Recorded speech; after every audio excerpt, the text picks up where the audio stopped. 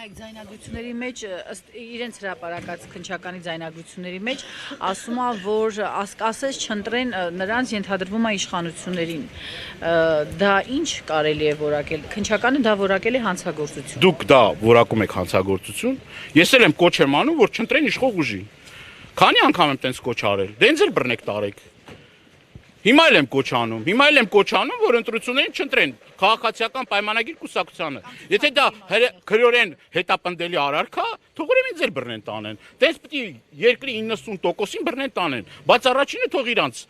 բռնեն տանեն, եթե դա քրեորեն պատժելի է, որ օրենքով է ասում, որ օրինակ մարդը իրավունք չունի կոչ անի, օրինակ, որ ընտրեն իրենց, չգիտեմ, ուժին կամ չընտրեն այլ ուժի։ Ես հիմա էլ եմ կոչ անում։ Ես հիմա էլ եմ ասում, ինչ կա դրա մեջ։ Մասը, այնտեղ կարծեմ ցուցակների մասին իր խոսք գնում, որ եկան, բերեցին, չգիտեմ, արցախցիների։ Ցանկացած ընտրական գործընթաց ենթադրում է, որ այդ գործընթացը նաև որոշակի առումով համախոհների, ընտրատեղամասերում վստահված անձանց, ուրեմն նաև այդտեղ գիտեք, որ ներգրավում են նաև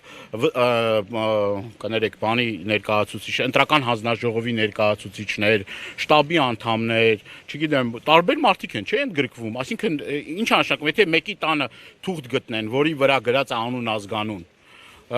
դա նշանակում է, որ ինչ-որ խնդիր կա դրանում։ Այդ ցուցակները բոլորն էլ իրենց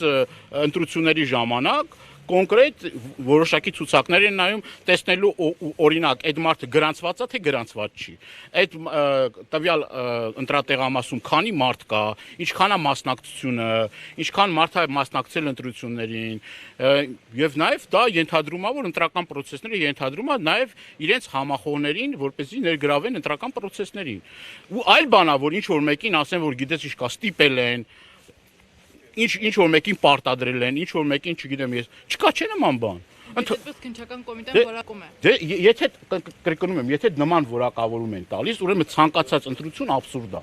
Ուրեմն ընտրական process-ներ չպետք է լինի Հայաստանի Հանրապետություն։ Պետք է լինի մեկ կուսակցության դիկտատուրա եւ այդ մի կուսակցությունը իրավունք ունենա ամեն ինչ անելու, ուրիշ կուսակցությունները իրավունք չունենան ոչ քարոզարշավ անելու, ոչ տեխնացուներ առաջադրելու, ոչ իրենց քարոզարշավի ընթացքում կոչ անելու, որ ընտրեք իմ ուժին, բայց մի ընտրեք քաղաքացիական պայմանագիր կուսակցությանը։ Բա ընտրությունները ինչ այլ են իր մեջ ենթադրում։ Եթե մարդը չի կարողանալու այդ process-ներին լիարժեք ներգրավի, մասնակցի, իր ազատ խոսքը արտահայտի, նաև կոչով դիմի, այսինքն այդ կոչի մեջ կա օրինակ սահմանադրական կարգի տապալում, կա բռնության կոչ, չկա իհարկե նման կոչեր չկա, ընդհանրապես ընտրական process-ներին բնորոշ բոլոր աշխարհի բոլոր ընտրություններն են նման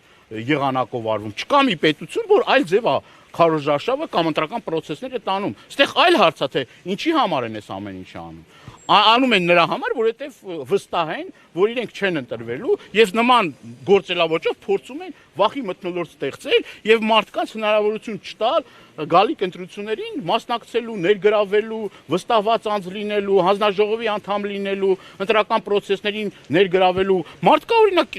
մարդիկ կան, որոնք որ ընտրական process-ներին ներգրավում են նաեւ քարոզչություն անելու, չէ՞, իրենց քարոզչությունը առաջ տանելու։ Հիմա այդ մարդիկ քարոզչություն անելու իրավունքը չեն ունեցել։ Մարդ իրավունք չունի այդ քարոզչությունը անի։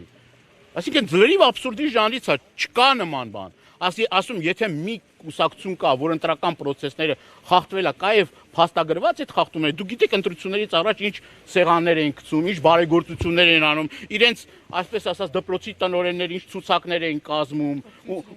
ում ինչքան գումար պետք է տան եւ այլ եւ այլ եւ այլ։ Այդ մի ուժը քաղաքացիական պայմանագիր կուսակցությունն է։